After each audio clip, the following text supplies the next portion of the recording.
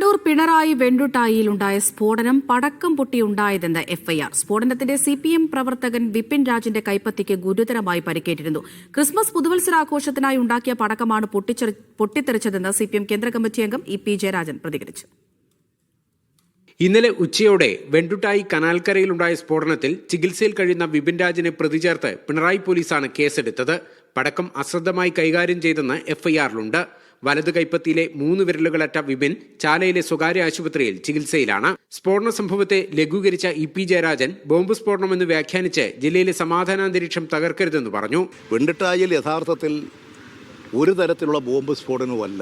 കാരണം ഈ ക്രിസ്തുമസ് ഒക്കെ വരുമ്പോൾ ഈ ഓലപ്പടക്കങ്ങളും അതുപോലെ തന്നെ കെട്ടുപടക്കങ്ങളും ഒക്കെ ഉണ്ടാക്കും. ആ ചരട് കൊണ്ട് കെട്ടിയുണ്ടാക്കുന്ന പടക്കം ആ കെട്ട് അല്പം മുറുകിപ്പോയാൽ സ്ഫോടനം ഉണ്ടാകും.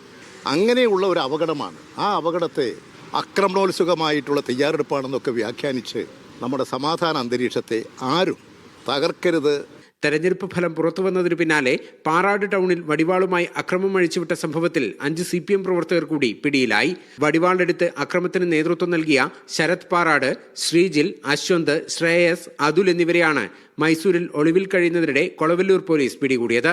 ഇതോടെ പാറാട്ടെ അതിക്രമങ്ങളിൽ അറസ്റ്റിലായ സിപിഎംകാരുടെ എണ്ണം 12 വിജയാഹ്ലാദത്തിനിടെ അക്രമം നടത്തിയ സംഭവത്തിൽ 3 മുസ്ലിം ലീഗ് പ്രവർത്തകരെയും കൊളവല്ലൂർ പോലീസ് അറസ്റ്റ് ചെയ്തിട്ടുണ്ട്.